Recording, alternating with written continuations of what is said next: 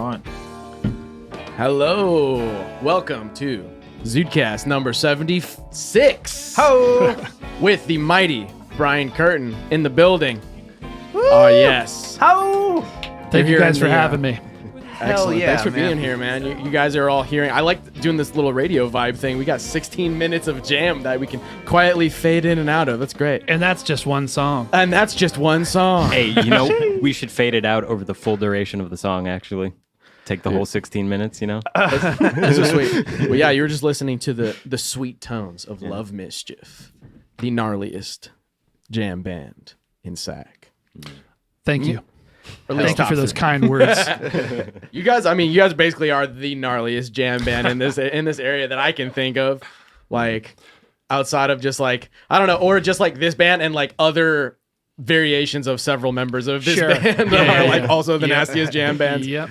Well, and I mean, there's a lot of jamming that happens in other sort of styles of music, I'd say, Yeah. too, which I think is really, really cool. Jam band is a format and also the genre. Right. And that's the kind of weirder part about it. It's more of an approach or an ethos or an aesthetic than it is an actual genre per se. Right. Right. You know what I mean? It's very much like the fact that the shows vary, like the set lists always change. Yeah. There's a lot of group improvisation. There's, sort of unwritten thing, like, oh, we'll start in song A and end up in song B, but we don't know how we're going to get there. Segues and that kind of yeah. stuff. But in terms of the actual content of the music, the genre, if you will, there's as many different mixtures as there are bands. Ultimately, I was gonna say that's something that's really sick about you guys that I was noticing too, is it'll like just seamlessly transition like almost from like genre to genre. It'll be like kind of rocky for a second, it'll be kind of like Grateful Dead for a second, it'll be kind of like funkadelic for a second, and it's like that really catches people off guard live. I feel like Sure. and it's just like those like you're saying, the figuring out the transitions, going to all these different genres and bridging it, something else, bro. It's so sick. Well, and also kind of trying to not have too much of a plan in some situations, not knowing how it's going to end up, which is that's kind of part of the fun. It's about the journey, not the destination. Exactly. It's like what they say. Yeah. Hell yeah, man. All right. Oh, it looks like we already got Colin Curtin in the chat. The other Curtin brother. Curtin Let's brother, go. Curtin brother Colin. Hell yeah. Absolutely. Zude. Yeah, bro. Let's pop it. Saul, Zude. All right. But So yeah. let's take a full screen here. Yeah, what's popping, my Zudes? It's a ZUDECAST number 76, man. We're rocking and rolling. We got Crispy yeah. Grooves, man. Freaking In the co-host here. What's popping with you, bro? What's new? Oh, dude, with me, oh, man. Well, we've all had the shared hellish experience of dealing with the wall of piss water. Oh, you remember bro. the wall of water episode in It's Always Sunny in Philadelphia where they try to get to Thunder Gun? It was basically the Thunder Gun Express. Just all over. That's when they're in the sewer. Yeah. Yeah, D, you might want to just put your clothes up on the... There's going to be a wall of water. Put it above. That was kind of what it was like. It was terrible. Yeah, it's pretty bad, man. Today is a great day to have renter's insurance, which is required in the state of California. Yeah. Because some of our shit got wet. Luckily, nothing in here. It was in the living room, just where all of our fun entertainment devices are. Yeah. I know, it's no fun. It's like you've been goofing off too much, bro. The ghost of the Zude house was like, no more fun for y'all. Fucking... Yep. It's all the play gear, none of the work gear, fortunately. Yeah. But No, still sad. all the video content making stuff is fine. Yeah. Thank God. But the PlayStation 5 got a little moist today. I haven't turned it back on, but I'm just gonna put that motherfucker in rice and Rice. call it a day, dude. Telling you, bro. I'm about to put these plumbers in some rice if they can't fix this shit, bro. It's been like we had a hole in our ceiling since January. It's kind of insane. That's right. fucked up. It was January, right? Yeah. I think it was when I was at like Reno or whatever. Bro, like that's it was like while I was 4 gone. fucking months ago. Yeah, it's not That's a too third long. of our rental It's experience not. of the It's year. not. Yeah. Yeah. Wait, But, the you know. PS2, the PS5 really got water damage? The PS5 got some water on it today. Wow. And so did my new receiver that I just got for playing music. That's rough. So that's fun. But hopefully everything will be fine. You know, he's put in rice, as they say. Right. And anyways. But also we got Adrian Brody in the building, of course. Hello, what's up, y'all? I just want to let everybody know that I got a new freaking Teespring store going on here for Cosmic Lore Comics. Here, finally got my graphics on some shirts. This one is the Guardian's Power design right here. Go check them all out. Got a whole bunch of other ones. I'm so happy about it. It is pretty sweet. I already sold one shirt. Hell yeah. Yeah. Woo. And then we got over here. Hey, what's up? It's your boy Robert Ware. You can find me at Robert Ware Music on Instagram. I don't post that much, but I'd appreciate a follow. You guys seem to keep doing it regardless, so thank you. Hell yeah. Hell yeah. And Post of course, more last shit. but not least, Brian at Brian_Curtin, There you CURT, go. and no A in that Curtin. Hell yeah. That's important. Hell yeah. yeah. The great guitarist, or one of the great guitarists. Two of the one one half of the Curtin brothers. Right. Yeah. Yeah. The Mario and Luigi of the And it's the up jam to band anybody's interpretation as to which one Who's is who? which. Yeah. It probably changes from yeah. night to night. Inside go. of you, there are two wolves. Yes. One of them is Mario. One of them is Correct. Luigi. yeah. Yeah. If that makes any sense. Like the snake eating its own tail. But Yeah. it's Mario and Luigi. Yeah. Damn, someone should make that if they haven't already. But yeah, dude, Putting we that should- out there. Dude, you know what? Ouroboros. Let's get some plugs out the way while we're just getting started here, while people are tuning in. Oh yeah. Fucking you guys got any Love Mischief joints coming up? Well, we're playing a house party on Saturday. Oh, nice. That's in Chico. You can definitely just check out the socials. There's all the details for that stuff. It's up on the socials. Nice. If you know, you know. Yeah. Yeah. But, if you want to come, hit us up. It's going to be a good time. 2 sets. Playing to the freaks, as we like to do. Yeah. It's most yeah. But yeah, I mean, we one thing that I always kind of like to talk about is that we put videos out. We put live videos from our shows out every week on our YouTube channel. Oh hell yeah, dude. So Is that just Love Mischief on YouTube? yeah, Yeah. yeah, just search Love Mischief and we'll pop up. Hell That's yeah, Love man. Mischief right here. Also, at the link in the description, if you guys Right. want to check that out. Yes. Oh, yeah. Yeah. If you all our link tree, it's all in there. Hell yeah. No, you guys do have a bunch of videos on here. That's smart, man. That's the way to do it. Yeah. Yeah. Yeah. It's something that we sort of made a conscious choice to do starting this year. Yeah, I see. The last 4 months or so are jam packed with a bunch of videos. Yeah. They were that's sweet, man. Yeah, I was gonna say the production value on them is really sick. Like Thank you. You said you were doing all that in house. Yeah. Yeah. So that's mostly me and my brother Colin do the video editing. nice. The audio editing is our good friend Pat Tooman, who also is our live sound engineer. So wherever we yeah. play, he comes with us, and Nice. we couldn't do anything without that man. And that's on the Yes. block. Oh yeah. Yeah. Yeah. So yeah, we pretty much try to keep everything as in house as possible because we're broke. Dude, yeah. I know. Shout out Yeah. to Pat too, man. Yeah. Yeah. Yeah. Pat's No, the I've man. I've done a few gigs where he's been doing sound. Yep. And he's always killing it. Pat is Festivals. amazing. Or when we did, was he there at Family Vacation? Or wait, maybe he wasn't at Family. Dude, I get all that shit mixed up I so know. much, especially from a couple of years ago where we opened for you guys Right. at that one little small camp out festival. Oh yeah, dude. Yeah. That was sick. it was like a private festival. That was seriously sick. The Cosmic Family. Yeah, the Cosmic Blue Family Mountain Event Gathering. Center. Yes, yeah, dude. yeah. That's yeah. a fun spot. Bryant and the Blueberry Boys. The Blueberry Boys, dude. Yeah. Oh my God. Shout out to Strawberry Girls, Blueberry Yeah, Boys, that no was a good relation. time. I'm so glad you guys That was a did that. great evening. Dude. That was yeah. a 2.5 hour set. Okay. Talk about eating shrooms and playing. Dude. man. Okay. Yeah, man. I would like to see the footage because I know you guys took video Oh, of that yeah, night we too. filmed that whole thing, And yeah. you guys filmed And of you guys, every too. gig. I know. Yeah. I know because I was thinking about that. I was like, I'm on camera. I probably look insane right now, dude. I was on a cocktail. We don't have to talk about all the details, but a mixture. it was a mixture. You can imagine. There is definitely mezcla. some psychedelics involved for sure, amongst other things. things. Yeah, and dude, that was it was weird. That was because I think I took a couple little shroomies out after. from my jar. Yeah, yes, it was from your jar, but it was like right Yeah. after we got done Oh, with our right, set with Bryant.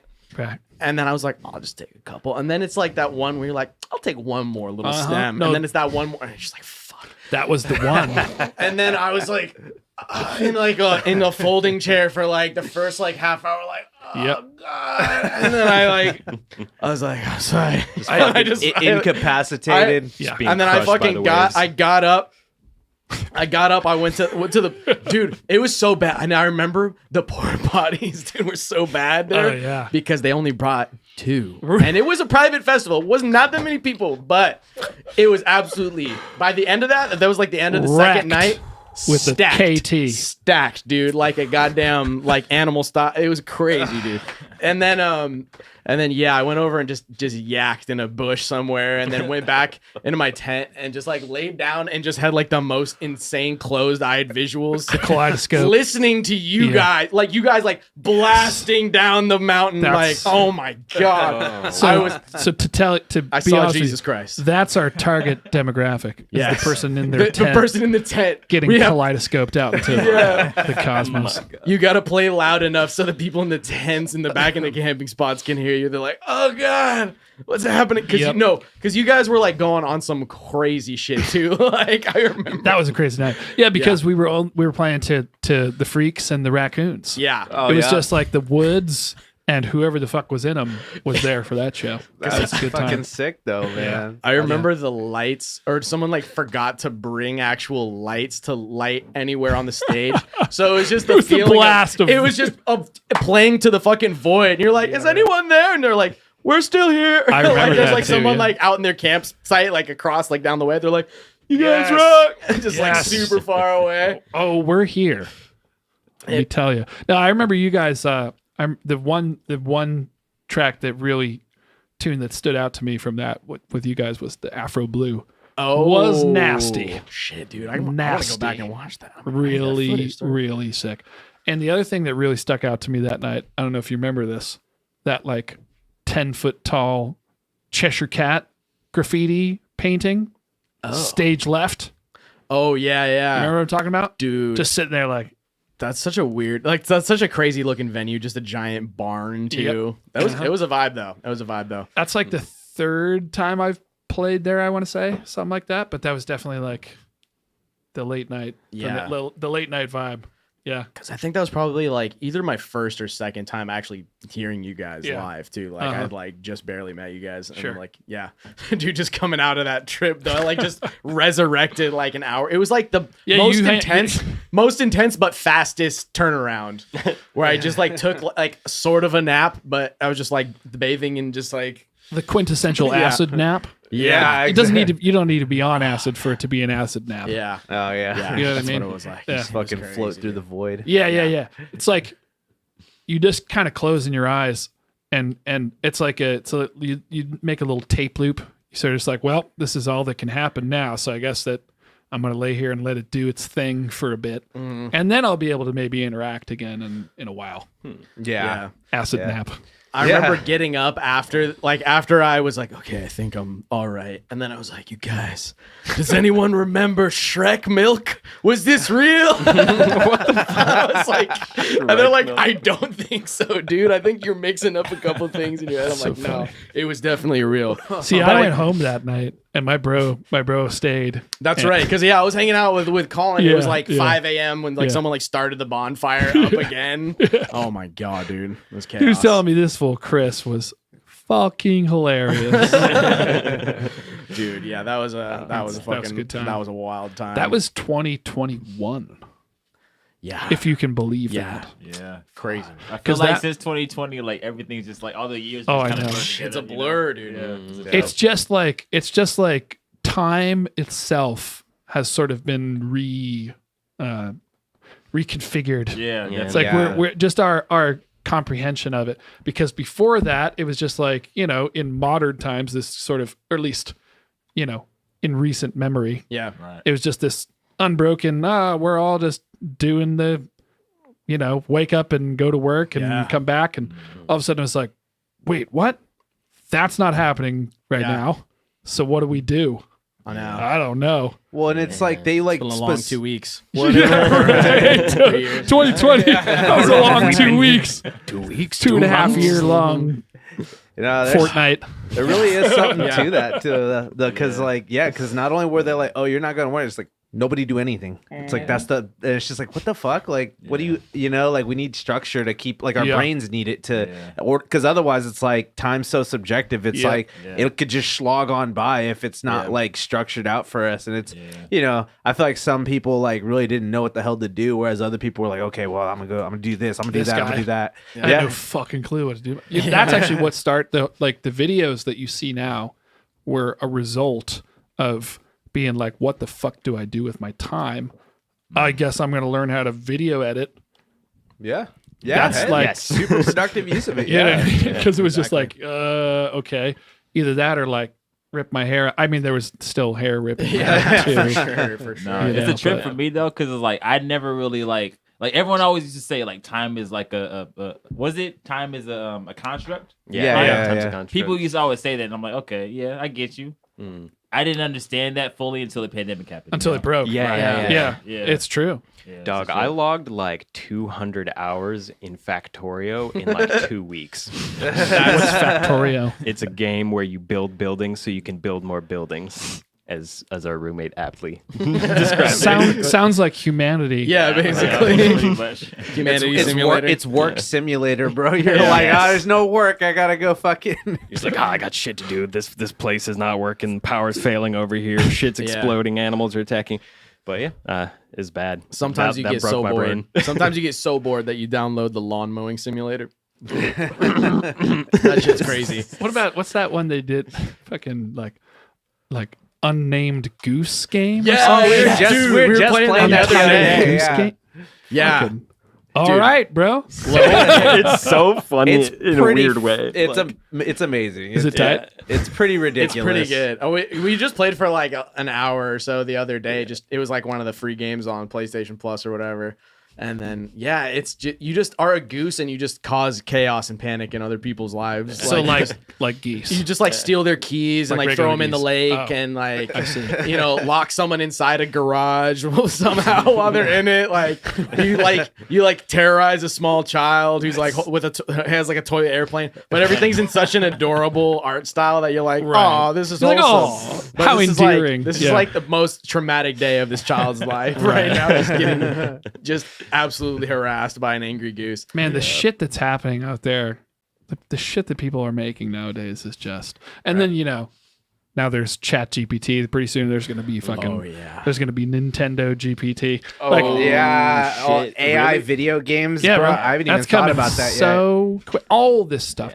To be honest with fucking you, if there's any advice I could give to the internet, it's start fucking with that shit because it's gonna change everything. I know. It already is really really quickly, and we do a realty podcast here on ZUDECAST days Right. every Yeah, other yeah, week, yeah. which we film right before the show. Right. I was just the guest on the show, and not to spoil anything, but we had a conversation about Chat GPT and how it just killed the copywriting industry in like a month. Just like that. Bro, Gone. It's taking the fucking bar. Yep. It's doing all the medical tests, and it's just like, Yeah. oh, memorize stuff. So Got easy. that. Yeah. right. Right. Learn things and then retain them. Yeah. Like hire an attorney? Nope. Chat GPT or a lawyer GPT. Yeah, Like, totally, man. Yeah. dude. Maybe these lawyers will have to lower their prices to compete with Chat GPT, dude. I We know, just take right? all these hypochondriacs to or whatever, with their medical questions and just WebMD. Oh, but dude, it's, that's this guy it's- right here. it's just Please, hey robot, what the fuck's wrong with me today? yeah, dude, and they'll tell you some shit. They're the- like don't take this with a grain of salt. I'm just a robot. I don't know, I'm just but it might be ass cancer. But I'm just a robot. What if instead of public get it checked out? What if instead of public defenders they start doing lawyer GPT because you're like that's technically you have a right to an attorney and they're like this is legally they're like this is legally certified just as good as an attorney like as a government sponsored thing. Jiminy. Like Oh your my public, fucking God. your public Now we don't have to defender. pay for that shit. We don't have to pay the humans. But Oh my god. I feel like they could pull that and that would be really bad.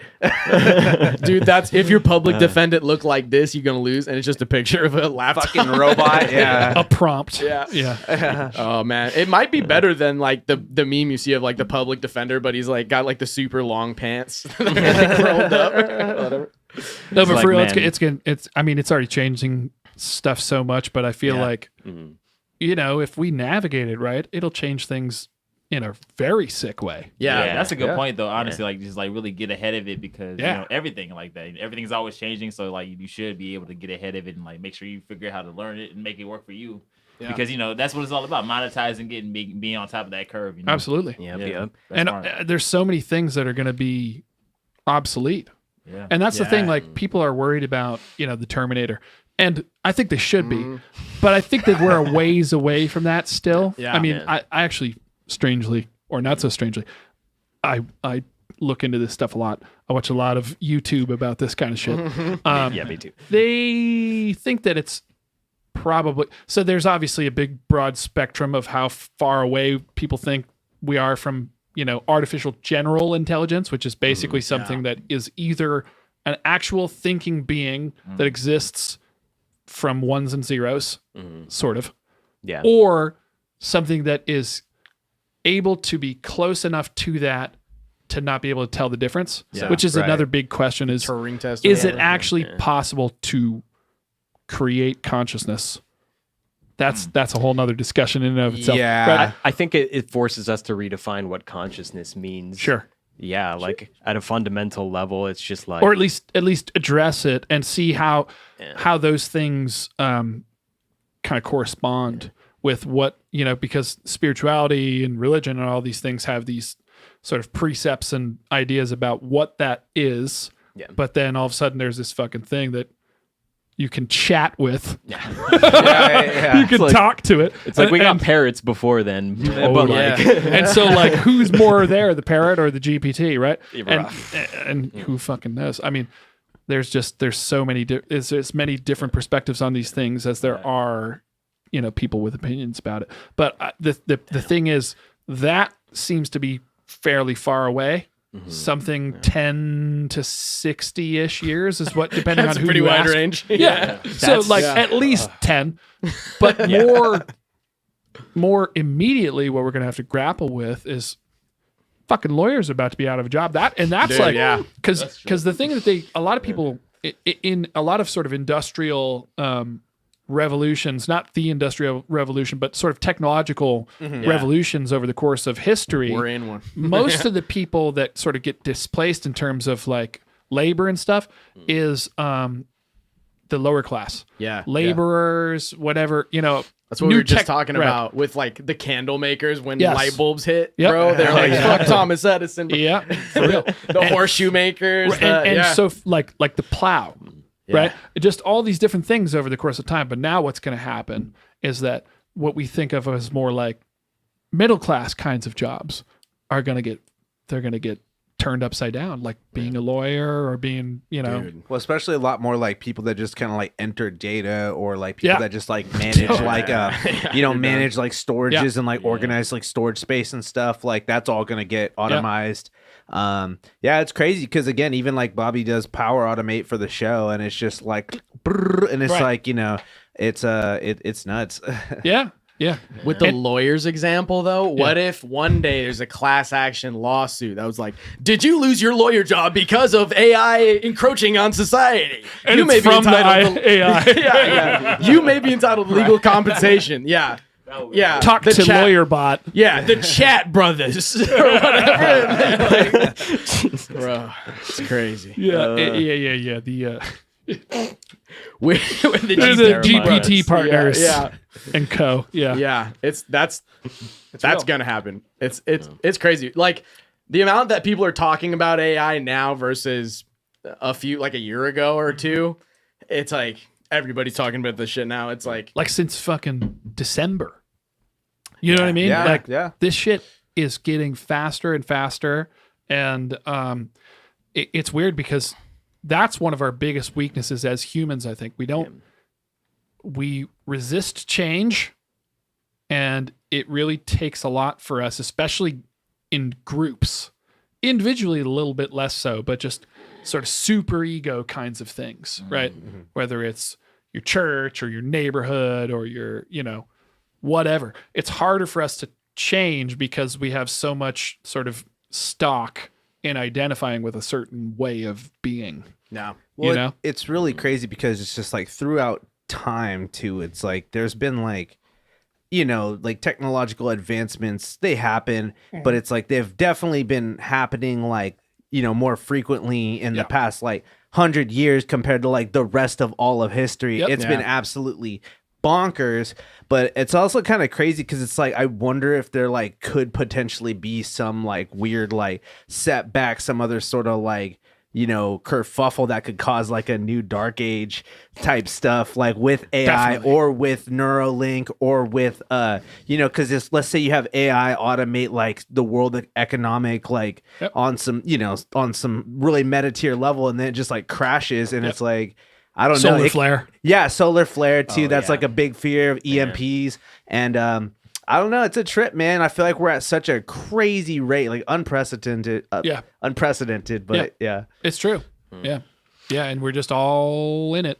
Catastrophic. I know. You got to learn how to use it to make content. Content. Well, that's the crazy thing. Content It's like is king. it's still really in its infancy too. Yeah. And it's like Which is so weird because Yeah. it's like, infancy for something like this now is so, these things, it's just going to increase in speed. yeah. And it's like, it is. Yeah. And the fact that we were just like, there were people kind of just starting to talk about it before the pandemic a little bit, The there's going to AI be, in there's general. going to be, artificial sort of programming and algorithmic things that are going to automate things that we don't even think are possible to automate now. You think like 2016, 17, 18, just all the big podcasts. Joe Rogan is a great place where you see people talking about that kind of shit, right? Yeah. And but again, they're still kind of just talking about it. And then all of a sudden now, 2023, it's just like, Yeah. how many the only- GPTs have come out in the past month? Right. When It's, I saw that got a lot. Dolly Mini was the one. The second I saw that, It's the I was like, funniest I was thing like, in the this world, is man. not going to be good for society. I was like, we cannot because already memes were already just at such a like, it's like at a threshold of like, unhinged, and then it's like, okay, now we can just make whatever. You don't even have to learn how to do Photoshop anymore. No, exactly. It's like, if I have a meme idea and I think it's funny, and I'm going to share it, I have to go learn how to do Photoshop. And now you're just Right. like, put it into Dolly. Yeah. One of my favorites, a SWAT raid on a Hobbit house. Oh yeah, I saw that one. I saw That that shit one. is outlandish. Yeah. Or the one Have you seen Will Smith eating spaghetti? Yeah, they're like, now we can, all right, now animate it, robot. I love the vigor that God. he's Yeah, just he's- like. and his hands like are turning into spaghetti. Oh, man. It's uncanny. horrifying. It's like psychedelic nightmares. One of the best ones that I really enjoyed though was Harambe doing a kickflip with a fisheye lens, and I was like, "Yo, this is really good." Yeah, on a skateboard, it looked like a skate shot out of a '90s video. It was tight. See, that's the cool thing is that it's gonna. That's where it still lies with us. Is like we're still the ones that have to come up with the prompts, and so that's where the space for actual people still exists. Well- I use it now for fucking emails. Yeah, I am trying to cold call a venue right. in a place. Yeah. All right, here's the prompt. Here's what I need to get out of it. And then it goes, "Ooh," and I'm like, that's too many fucking paragraphs. Yeah. Give me it in 3 paragraphs. And it's like, here's 3 paragraphs. Now combine the second with the third paragraph.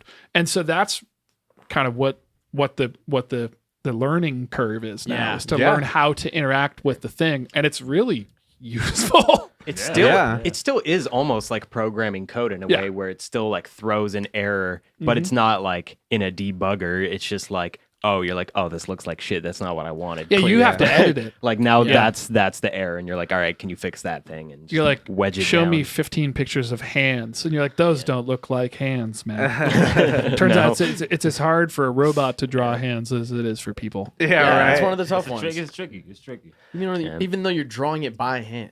It's still like it Look can't at it, draw yeah. itself. It's crazy. Well, I was gonna say we were just talking about like bots and like dead internet theory on the last episode, and something we were saying is that it's like there's like thousands and thousands of bots, and it's like but there's still people at the helm of them, kind of telling giving them orders, Yeah. And so I think that's definitely where we're about to get at with AI is that it's like we're having people use it to do different things, and like I think even if it does, like you're saying people get afraid of like Terminator situation, I think it'll definitely be more of an iRobot situation before then, which isn't much better, but you know what I'm saying, you'll have more like little androids designed to do certain things rather than because there's like Boston Dynamics, they can make them do like the fucking cha-cha now, like you mean like the fucking sniper dog robots? Yes. Guaranteed Yeah. there's a factory with 10,000 of those bitches with fucking guns on their back. Oh, dude, that's gonna be a Certainly, scary day certainly. for sure. It's, I can't imagine a reality on this earth right now where that doesn't already exist.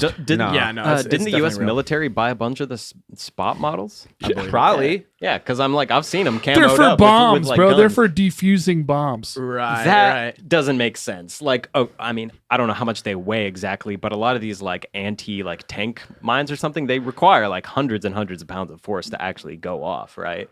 Like you see videos of To dudes be like just set like on. yeah, They're actually hunter killers. Yeah, no, it's like it can defuse a bomb. Yeah. but that's not the primary directive. You gotta Yeah. cue some like dark synthwave you feel me and be like, dude, with yeah. footage of the Boston Dynamic dog, like, Just sprinting through a forest. hella vaporwave dude. like kind of aesthetic. It will, my in the God. future, it will only be synthwave. It will only be dark synthwave music available. With sniper dog. Yeah, Sniper Dog. Sniper Dog is actually my favorite artist of 2073 or whatever. man. Fucking, we dude- should get a spot just to like pour us a drinks.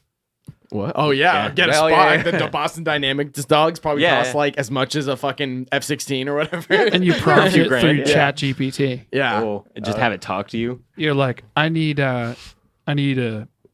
an old fashioned from this bar that I've been to in fucking Philadelphia. I thought you were okay. gonna say I need an 2013. old fashioned. Oh no, the dog I just does need not- an old fat. Well, is this a pleasure model? Boston Dynamics spot. Yeah. Which also is for sure coming too. I mean, that shit's Yeah. pretty Oh, much yeah. already Yeah. happening, I'm sure too. You know But about I'm- Replica AI?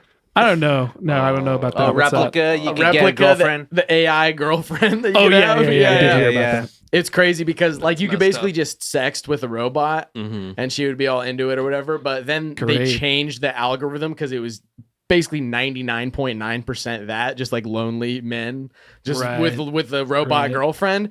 And then they changed its algorithm so it will just be like, oh, I'm not that kind of girl. I don't want Aw. to talk about that. And they're like, this is all I have. they're like, change it back. And God then damn. they like, eventually they did change it back. They're like, all right, fuck I don't know, whatever. And it's like, really, that's Well, it's just a like chat. what was it? It was fucking OnlyFans, right? Didn't they like for like 1 month ban Yeah. porn shit? They're Oh. like, we're only. Oh hit no, the we're not fan. going to do that. Shit And hit people the were fan. like, This is all "What you the had. fuck are you talking about?" Yeah. Yeah. And they were like, they pivoted back real quick on that. They realized that the Tumblr route is not the route they No. want to go down. Well, I think Oh, that true. replica is even worse than say like a like a OnlyFans, because OnlyFans is kind of like a strip club. You can look but you can't touch type shit. Yeah. Whereas replica, that like you could really twist some motherfucker's head if it's like, oh, this is my girlfriend. They're already weirdos that might have mental problems already. Some Blade It's- Runner shit. Yeah, some Blade Runner Yeah. shit, like some back in the day, fools would have like a real doll wife, and so now people just have like the replica wife. You seen the Again, picture of the guy with the real doll, like in a McDonald's? He's just like casually eating lunch. What's that No. thing? I don't know if this is real, but like in Australia, you can marry inanimate objects. Oh, no. Oh, dude! All right, everybody. Marry this toaster. I know Burn roundabout. my dick off. Roundabout. If you could marry roundabout, if you could marry an inanimate object, what would it be? I think mine would be one of these skateboards over here. Marry an inanimate object. Yeah. What about you? What inanimate object Oh are you marrying? God. Oh, actually, right here. Hold on. That's the one right there. That's the one right there. You can't really see, but it's she's a succulent lady. Is mayonnaise an inanimate object? It's pretty inanimate, I'd say. Yeah. Yeah. Yeah, it's long past the point. But the problem with that is that. that it's got a shelf life. It's true. Yeah, it's true. It's It's true. true. Start You don't want to do shaking. that, bro. That's true. Very short-lived Life marriage. expectancy. Yeah, Yeah, that's yeah. true. You'll like, But I mean, you might get out of that marriage pretty quickly. That's though, true. too. Yeah, that's Yeah. you'll I'm like, till death do us part. Well, that's like what, 3 months. Yeah, You'll like I'm a op- gold digger. You'll I'm- like open the jar of the mayonnaise and you'll be like, everything reminds me of her. That's fucked up. Shoot. Yeah, getting in on the ground floor of AI, I think, is long over. If like Lex Friedman probably started talking about that shit like 5 years ago or whatever, and now it's like, all right, if the ZUDECAST is hearing about it now, you're too late. Like you're not in on the But ground floor. that's the thing, though, man. That's his domain. He That's- does Yeah. AI research. I don't know if that's totally fair, because the thing is, like I said, I feel like we're really fucking resistant to change. Yeah. And there's Yeah. billions of people who literally in 10 years will be like, fuck that. I still am not. There's people that revel Yeah. in, I'm not going to update my life to the current technology, Yeah. which I honestly think is actually in some ways is good, because Yeah. no matter what positive things come from this technology, there, I think, always has to be this little valley inside of us that wants to just like go outside. Yeah, absolutely. Yeah. I Touch still to grass. this That's day, fucking important shit. I still to this day refuse to do the voice. Like like the well, on your smartphones you can use your face recognition to unlock. Yeah, your yeah, phone. I refuse. I will never do that. Yeah. I refuse to do it. I'm not going to ever do that. I just like I'm feel just against that shit. I feel it. Certain Yeah. levels of Eventually- technology you can't engage with. That's gonna fuck you up. Eventually, I you know, won't have a Because choice. you're gonna Yeah. be able. You're gonna be. They're not gonna be able to use your card. Right. Yeah. Or I don't know. The thing Yeah. that I try to think I'm about fighting it though. the most with all this stuff is the positive possibilities. Yeah. Like, help us fix climate change, robot. Sure. And the robot's like, give me a split second Yeah. to do that Yeah. math. You Turn know? your AC off. And they're well, yeah. Yeah. But for real, there's a lot of AIs that are being built and employed in that space of Right. what can be done to not only mitigate the stuff we're continuing to do, but what does technology have to get to in order to, for example, help scrub the atmosphere? Like Yeah, the parts per million of carbon that's in the atmosphere. How do we Right. get X amount out? And the AIs will be able to come back with, well, because there is air scrubbing technology. That's- but it's like, this is how many degrees of magnitude it needs to be better than it is now. Right. And then, okay, AI, well, how do we get because a lot of that stuff's like, magnetic, getting ions out of different, Yeah. well, how do we do X, Y, and Z about that? And the AI might have some pretty good ideas that might not have come very quickly to people, which Yeah. I think Yeah. that's the shit that's good. That's true. Super good. Yeah, I don't know. It's weird because it's like you want to trust it, or that it's like, oh, it's cool because it can be an impartial judge of stuff. It's not tied to any political system. It's not tied to any I don't know about profit that. motives. It's not tied to like. In theory, well, that's the thing. As long as the AI remains open, which ChatGPT already is not. The company's called OpenAI, but it's not an open source thing or whatever. But there are like- alternatives to Yeah. it. We were And- talking about yeah. Freedom GPT, I think it was one of the open source free ones. But the implications of that are huge. I think what you need to do is build something proprietary, especially if you're like having such a grand scale, sort of problem that you need to solve, because the logistical challenges and definitely like the technical and scientific challenges are just beyond our scope, apparently. It seems. Yeah. So Except also like the AI doesn't like really care. So it's like, what do we do to fix all of the problems of the world? It's like, you guys should all just stop having children, and then just everybody just dies, and then. But here's the thing though. You start to actually add those things to the prompt. How do we do it while also allowing people to have as many kids as they want? Yeah. And the thing is so complex that it can figure that shit out faster than we can. they're like, we noticed a pattern in your prompts. Yeah. It seems that you prefer to survive the outcome. And to We advise continue against to this. Yeah. have children. Well, yeah, I mean, because the ultimate answer is all you motherfuckers need to die, and then the rest of us is going to be doing good. But I don't know. I to be honest with you, I think we're going to be all right. I think the humans are going to be all right. I think that everything about humanity it's just such a broad spectrum, and all the good things ultimately outweigh the bad. And maybe that's a conscious choice that I'm making. No, I love the optimism because focus on that. Yeah. But usually in these conversations, you don't get that optimism. So I mean, if that is the case and it's a conscious choice, sure, I'll take one of those. Then what is the benefit of me not choosing to think that way? Well, it's like we were You know what I talking mean? about with our other buddy. It's like it's a very use it or lose it situation. It's Yeah. like you could, choose to protest it off of like whatever kind of stance you want to take, or you could utilize it to, if you really want to get to that next level, then that it might be what you're gonna have to do for a lot of people. Is that what you want? And that's not a problem though, like yeah. Yeah, I was shoot. I had like a whole point lined up, ready to Hey, go. Can we just get a cheers going real quick though? Because thanks for coming on, Brian. thank you guys. And also, I didn't drink all last month, so this is my first beer in 30 days. May 1st, Good dude. for you, man. That's good, man. It's Sometimes really you gotta good take for a you, month man. off. Dude, I That's starting delicious. in September of last year, I took a 6-month break. Ooh, yeah. How was that? Like, do you have any like advice for people like going through that? Yes, I Or- do. The best thing to do is to not think past right now. Right. And that's with term. everything. You just say, I'm not going to have a beer right now. Yeah. Yeah. And Yeah. also to have a lot of compassion for yourself. Yeah. true. Definitely what I noticed in my month break here. I'm probably gonna try to keep it going too, like not go crazy or overboard. Nothing. This is probably gonna be the only beer I have right now, but yeah, definitely. If you start beating yourself up, it's gonna like make the cravings that you might have for it worse. Yeah. So what you're saying about like having compassion for yourself and definitely being like proud of yourself too Yes. as you're going is Yeah. pretty important. Yeah. But don't feed too much into that. But yeah. Yeah, because then that's like the other side of that coin. Yeah. Right. Get a little self-righteous. Yes. Yeah. And so that in and of itself is like an insecurity. Yeah. Well, it's like you see a lot of people too. It's like once they they're like, "Oh, I got sober," and it's like this is me now, and it's like this totally kind of like, high and mighty attitude. Yeah. And it kind of just goes full like sway into like another like ego kind of thing. Yes. You're leaving a back door in your brain Yes. open. Totally.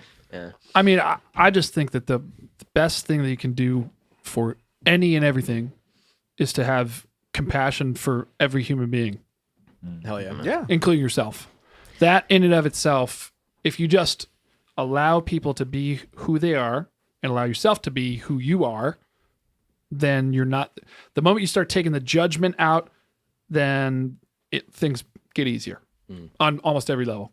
Yeah, I remember seeing this interesting study, and I can't remember where exactly this was from, but it's people consistently seem to undervalue themselves and like overinflate the value of others, and people in particular who are like old and have a lot of medication, they like are better at feeding their cats, for example, than remembering to take their medication. Yep. So I'm wondering what it is just about like humans that make us this way. Like that's so strange to me. I think it's evolutionary psychology. Yeah. Because we thrive in group. Yeah. And so being able to look outward at your people makes you a more desirable group member. Right. Yeah. Well, it's like we also value like what other people bring to like our, what other people bring into our lives, like the people we care about and the people we appreciate. And then, we're also the hardest on ourselves.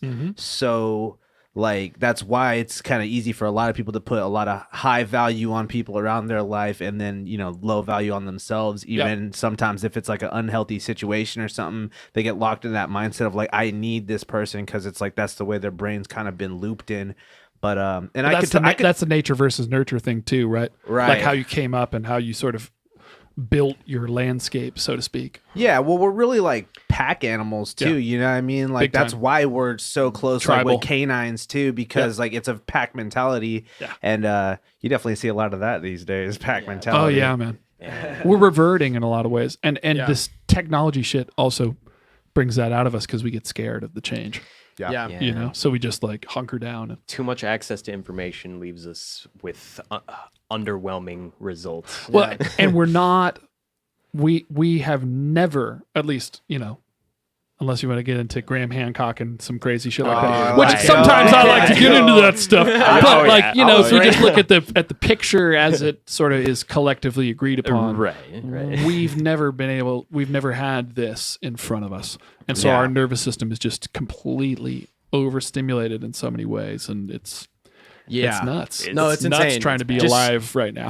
Well, that's why. Weird times. Well, that's like why you said, you know, it's important to have that sort of valley like within you. Yes. And it's like everybody wants to move on. Like, of course, like we're all out here, you know, even just being in the grand scheme of things, being a musician that goes out and plays music is like a job that's been around for like maybe 75 years, like in terms of just like a normal in peop- Western society. in Western society, right. like where you're not like a patron of a church or Sure. or just like a folk musician that just does it for Somebody shits and that's giggles. taken care of by others. Yeah, Yeah. that's sort of part and parcel with being a musician. Yeah. Classically. But even that, or like, but there's a lot of things where so many things are going to become obsolete in the future. But it's like there's still got to be one motherfucker or some motherfuckers out there that know how to like make a horseshoe or know how to.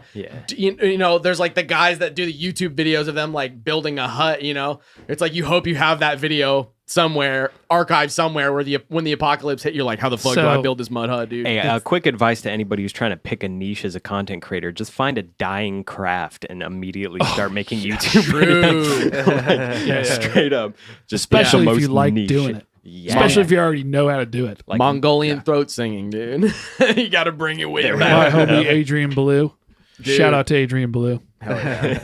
Does he rock with the throat sing, dude? I don't Like local fingerpicking guitar player Adrian Blue. I've seen him, but I haven't seen him do that. Interesting. Oh shit! Yes, Interesting. he does it like a Mongolian throat singer That's from sick, dude. Mongolia. I tried doing that just in my car the other day. No, he does Didn't it. make He that does it far. like he does it like That's he's crazy. spent like many years dude. perfecting it, and he's fucking incredible at it. And the thing that You gotta the thing that he you know, because he does, you know, sort of, I guess, like the overarching thing about what he does is sort of like the Andy McKee fingerstyle yep, guitar yep, playing, yep. solo, very Yeah.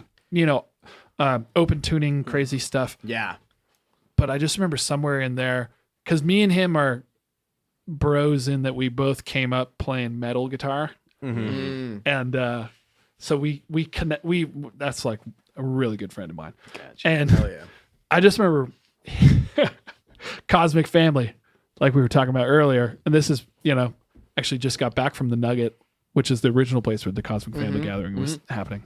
We just did that this weekend, which was super fun. The campsite, not the grocery store. Correct. And, you know, just hanging out there at all these gatherings, and he would just come up and do this. It's Tuvan throat singing. Yeah. And- That shit's nasty, dude. And he would just like, dude, it'd be the middle of the night, and we're all fucking frying balls, just trip, and he'd be like, "Marr." Yeah. And we're just like, what the and he's like singing three notes at the same time.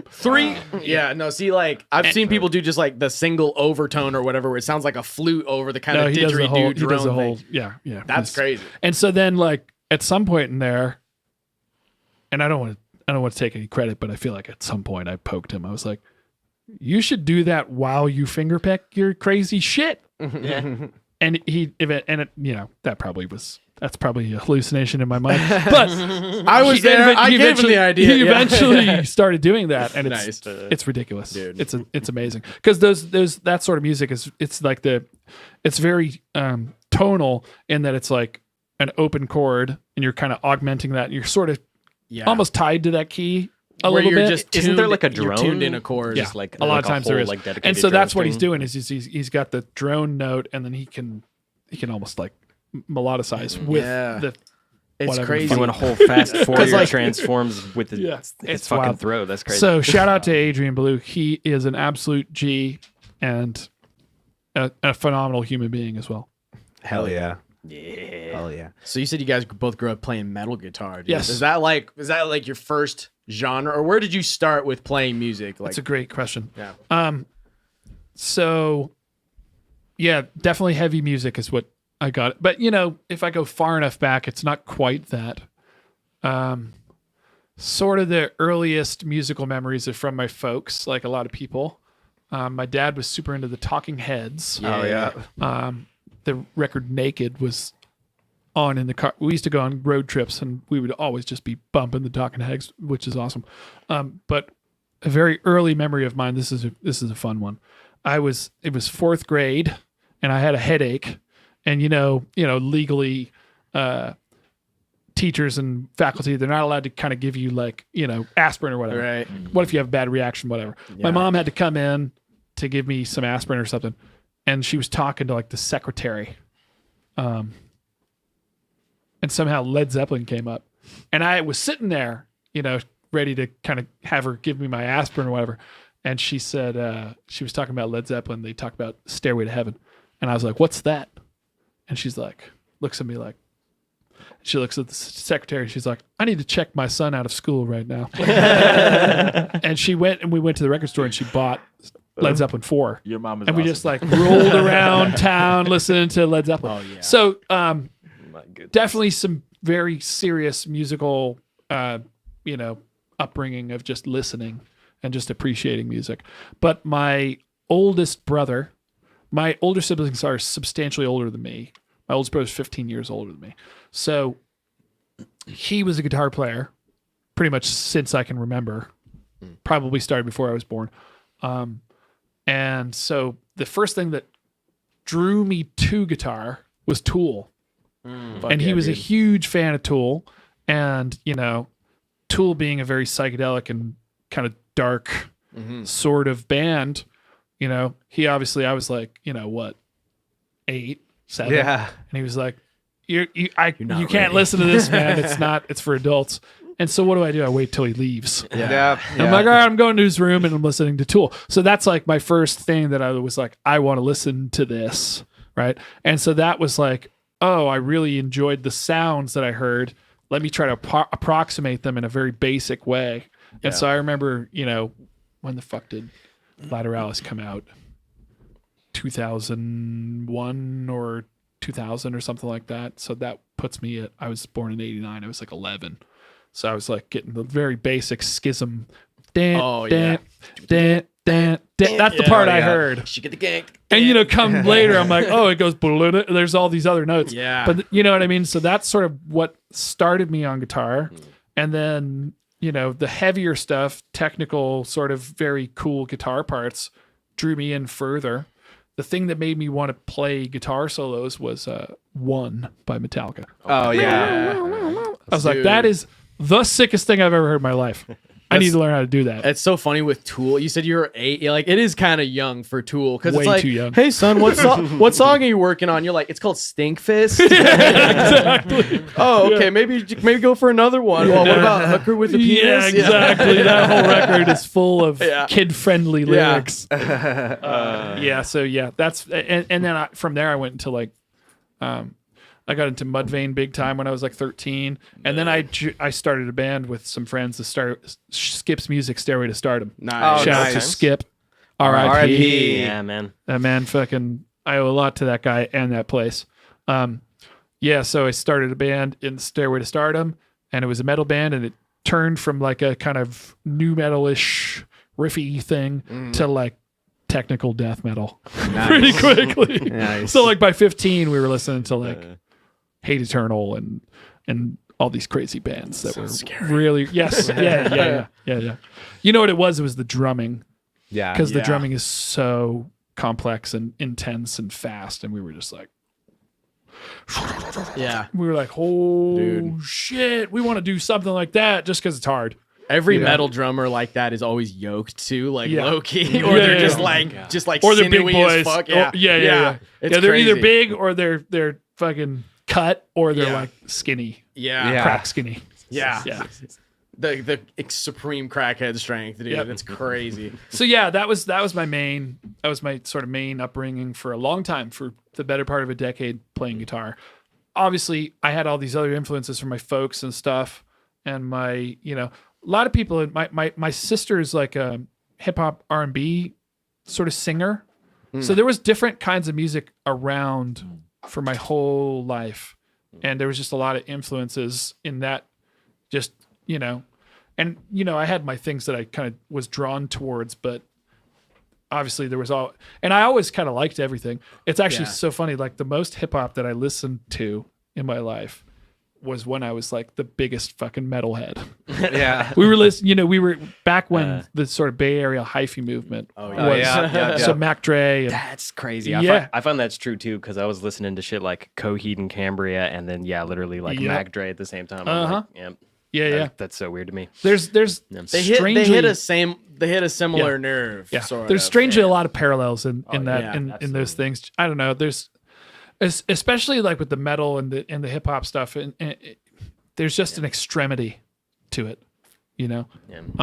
But it really, a lot of it too was just because I hung out with so many different kinds of folks and different circles, and I was like this weird metal kid, but I was hanging out with jocks and cheerleaders and nerds and all kinds of different people. And everybody liked different shit, and I never really discriminated between any of it, because I was just like, if it's tight, it's tight. Yeah, the way to be. that's just like the '90s / early 2000s Yeah. is just like, so like it's metal, right? But there's like some rap verses in there too. Yeah. So or it's rap, but it's kind of just like ridiculously heavy. I feel like that kind of genre is actually making a comeback right now. Yes. but, like, Yeah, I think rapping so, and too. over metal. Definitely.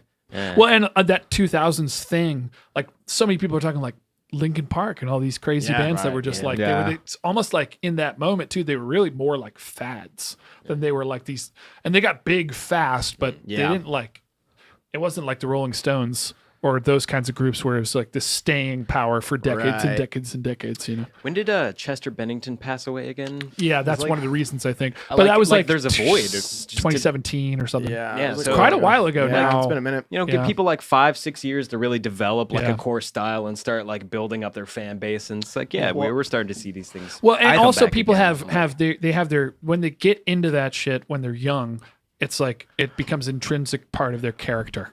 Right. So they sticks with them for a long time. I think there's a lot of overlap now these days between like emo and like kind of like scene music and then like rap, because again, a lot of us grew up, 2007, 2008, great years for pop punk and for hip hop, 2007, 2008, Absolutely. late 2000s. So, I know when I was in middle school, early high school, I was listening to rap and rock and, kind of alternative stuff. And so I feel like there's a lot of stuff, where it's like hardcore mixed with somebody rapping over it, or there'll be like rap beats that are kind of just filthy like a hardcore song, but they're still rapping over it. And it's kind of crazy too, because that almost brings up the question, because there's like, is rap's like not really becoming inherently tied to hip hop anymore, I feel like because there is stuff that's like very rock and metal oriented with rap vocals. Sure. But I don't know. But it's like the music itself would be closer to like metal or rock than hip hop, I feel like, in some bands. So what would you define the difference between hip hop and rap? I think that hip hop is probably more the musical style, I guess, maybe like the composition of the music, and then rapping is the actual like vocal technique. So it's more aesthetic style versus an actual sort of approach or technique. Right. I don't know. To me, it's like there's like rap, which is like a pretty like sterile sort of genre with like kick, snares, hi-hats, and like a few things. And then you have like R&B, and hip hop is like kind of somewhere in the middle, like almost, like that's the way I think about it. I don't know how right that may seem to people, but Well, I mean, for me, like what I've always understood hip hop to be is like more so like the movement, and then rap is like the technical, physical. So like you don't have to necessarily rap to be hip hop, Right. The way it's been like introduced or taught to me, you know what I'm saying? So But, hip hop like, is more of a cultural thing. yeah, okay. And rap is a mechanical thing. yeah. That's how I see it. Okay. Because I see rapping these days as more of like its own instrument, even. You know what I mean? Right, It's like, because a lot of people rap these days just the same way a lot of people play guitar, or like Sure. a lot of people play drums, like, and a lot of people do it to different degrees Yes. of being really good at it, or just like fucking around when And I'm in with my different- friends. and you in know? different contexts. Right. Yeah. Yeah.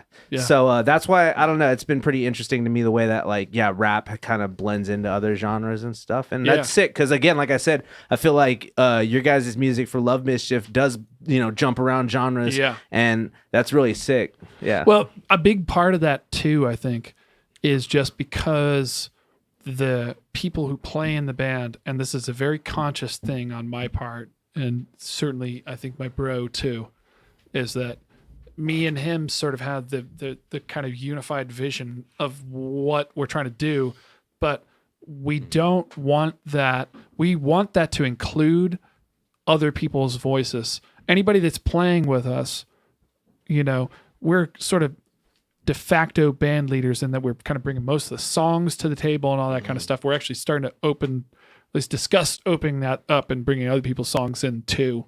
That's sort of not doing that as the product of lineup changes happen. Yeah. How it Yeah, goes. yeah. It's like Right, bands yeah. are really hard to navigate. Absolutely. But the point being, like, even when we weren't necessarily asking people to bring songs to the table, it was like, well, I don't want you to sound how I want you to sound. I want you to sound how you sound. There's a reason Right. you're here. That's why I picked you. Yeah, Right. You know what I mean? And again, because the music is the baseline is improvisation. yeah. It's like, I'm not going to tell you how to improvise, Right. Yeah. right? It's like if I'm having a conversation with somebody, I'm like, oh, this is a great conversation, but could you talk like this? Could you do the newscaster voice? Yeah. It doesn't make any sense. I'm going for more of a DJ strip club kind Right, of sound right. in this conversation. Exactly. So it's got to very much be, you have to include people's voice, their perspective, and their approach. Nice. That's really important for what we do. Hell yeah, man. How long have when did Love Mischief start? How long have you been a thing? That's a great question. So the way that I try to think about it now is that I consider this almost as an era since I moved home from Boston when I finished at Berkeley, which was 2008. Yeah, Berkeley, whatever that fucking I know. means. We can talk It about that. means variable things depending on who you ask and when you ask. I moved home October 2018, and I started the band up in 2019, but the name dates back to like 2013, 10 years. Okay. But the concept of it was not fully fleshed out. It was like, it sort of started as a moniker for just like my Brian Curtin project. Right. I had a bunch of songs. I had some people that I had played with in various contexts that threw together a demo, and then I moved to Boston, and there was other people I was playing with. So it just kind of became almost like the Brian Curtin band. Right. And I was bouncing back and forth between coasts because I would come home for summer break.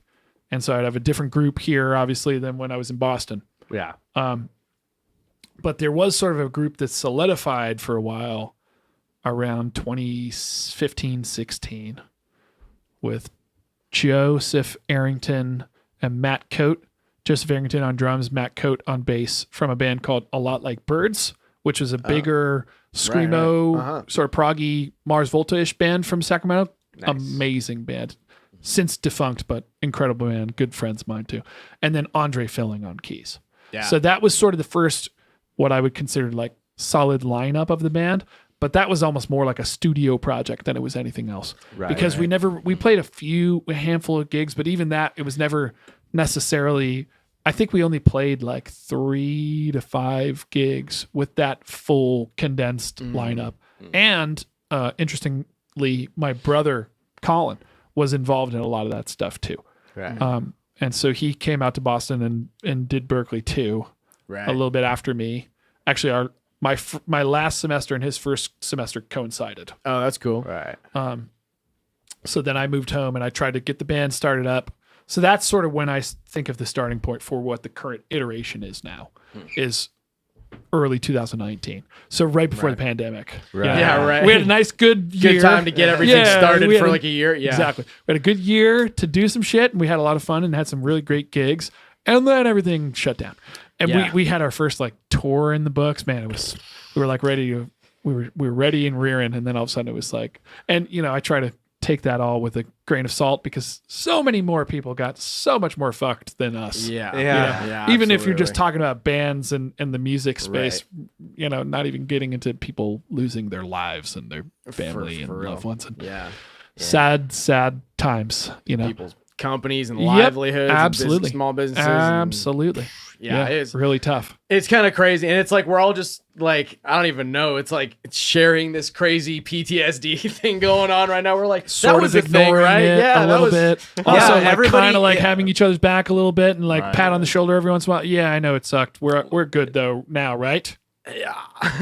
Right? Yeah, It's still exactly- a question mark. There's a big question mark. Yeah, that's Right. exactly how everybody is. It's I don't know like, if we'll ever be the same. Is the thing. Yeah. No, yeah. I don't think we will. Never will be. well, it's important to kind of like candidly talk about all that stuff too, though, because it's just like now that it's not so like tight-lipped, you know, because Yeah. there was a point where they're like, you know, everybody's ready to jump down each other's throats about it. It's like, you know, at Divisions. least these days you can kind of say it for what it was, you Yeah. know, at the time, and at least have an open conversation It was about a it. fucking mess. Yeah. And everybody got things wrong and everybody got things right. Yeah. At least Yeah. that's my perspective on it. Yeah. You Yeah, know? it was either just like so far on one end or the other. It's like Yeah. this is all fake scam. It's like Yeah. a psyop, and people Right. are just like doubling down super hard. Yeah. Not too many people in the middle though. It's just kind Yeah. of strange. It's hard to keep a cool head during all this shit because it's like it's just one of those things where we're like, all right, 2 weeks, and here we are 3 years later, and it's just like, okay, so let's just all move on now and act like nothing happened. Right, I right. think the But- only like fence sitter I've seen is like that bit of Bill Burr on Joe Rogan. He's like, I don't know, I don't care about any That's of so that. I just great. turn on- I know He's fucking like, know this- all right, Joe. I'm gonna sit here without a degree Right. against you without a degree. Yeah. yeah. I'm gonna listen to the people who I think are smarter than me. Right. And that's what I tend to do. But also, I mean, Yeah. we all of us here were kind of in the Sac area when it was going down for the Yeah. most part, right? Yeah. So that's another thing is that we're in our geological or geographical bubble, right? Yeah. Everybody's in different places, you know, and therefore had different influences on how they approached it and how they thought about it. And, Yeah. you know, different local news, different Urban versus rural and all that Correct. shit where it's just like I don't know. It was a very like one size fits all kind of thing where it's like everybody's got a different situation. It was just like such a clusterfuck. But I think it ultimately like it was like a make or break type of thing for a lot of people, especially for bands. Yep. Like it's people like I don't even know. I know a lot of people that just kind of stop playing Absolutely. or whatever. But then a lot of people really fucking just Doubled went down. ham and Yeah, just yeah. like I've got nothing else to do Yeah, yeah. other than We sit at home. changed our whole careers. Yeah. Right. Like I mean, it shifted the honestly, course of our yeah. entire Yeah. future. Like Yeah. eh. Absolutely. So, in a way, it's like I don't know. You try to see like the silver lining of all that stuff. You have to. But, You have to because if you don't, it's just sad and fucked up. yeah. Yeah. Yeah. And But you think about it like, and there's a cut there. You guys know about, I'm sure you know about Gary Vee. There you go. Oh, yeah. So one You of like the things that he blueberries? said that really stuck with me a lot was because, you know, this shit happened again, like it happened 100 years ago. The Spanish flu. Spanish flu, right? yeah. Right. So my mom read a book about that during the pandemic to bide the time. yeah, to be like, this is how bad it could start. It was started drawing so parallels. much fucking worse. It's like not even comparable. 50 million people died. Oh my god. 50 million. That's a trip. A. B. This was one of the things that caused science to learn about airborne viruses. They didn't know that things were airborne before that. Yeah, So think about that for a second. No TV, a little bit of radio, newspapers, right? So just in the context of trying to figure out what the fuck is going on. yeah, Right. So there were moments in America specifically, I know, where they had to bring in the National Guard with guns drawn on groups of people to tell them to put on a fucking mask. that's wild. During I know. I've COVID? seen like those old. No, during during COVID or No, during during the Spanish flu. Okay. In the That was 20s. Yeah. I was gonna say. In 1920. And because people were like, think about how bad it is now with the rectangle. Yeah. And you just, and, Or- and back then, You're they're so like, much more- fucking what? Yeah. There's germs in the air? Get fucked. Yeah, Yeah.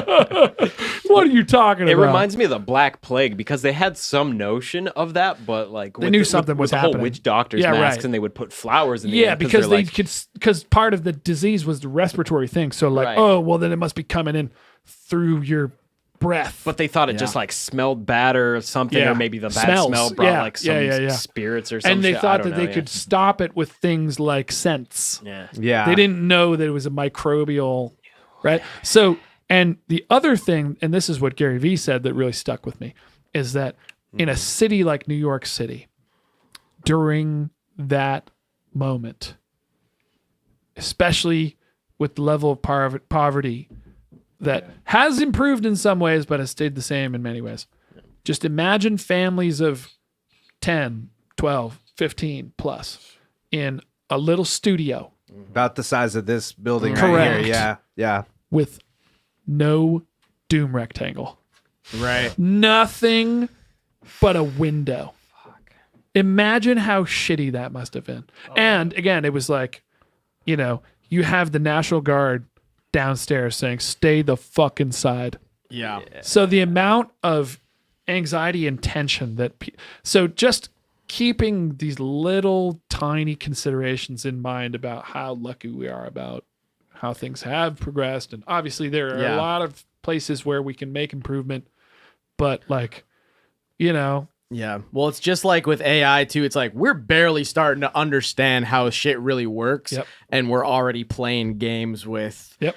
cells and viruses It's what and we doing do, all man. this shit. We're And that's- incorrigible, man. We we're- can't yeah. be stopped. Yeah. We just, that's what we do. We fuck with shit. And it's like you can't. I don't know. It's like that's like the definition of like the human spirit, and that's Yeah. what makes us awesome. But Yeah. also, it's like what's gonna fucking kill us all probably. But like, hey, If we man, do, fucking go out yeah. with a bang, dude. These are like the two big boys in the room too. It's like gain of function in viruses and gain of function in AI, bro. Yeah, Like, Yeah. yeah. Both of which wow. are probably stimulated in a big part by us. Yeah. Right. Yeah. Like Yeah. 100%. Like the viruses in and of themselves, like we're engineering that shit. It's like they're just doing it just to do it too. That's the thing is they're Oh, doing it which just is the doing it just to craziest do part it for me. And I look at it, I'm like, you guys have seen the Terminator movies. You've Yeah. seen it, and they're like, but we're just gonna see if that's what it does. We're not sure if that. And Yeah. I'm like, the fact that it's a possibility should make you pump the brakes at least a little tiny bit, Well, you motherfuckers. the thing is the AI is like Terminator, and then the virus stuff is like Resident Evil. So Right. we're gonna get a pretty sick crossover Yeah. going soon. Yeah, Hopefully 2030, here we come. Bro, the and trilogy. the fungus now. We got the Last Oh, of Us yeah. happening badass too. God. show, dude. I loved it so much. My fungus. parents hated it. I was like,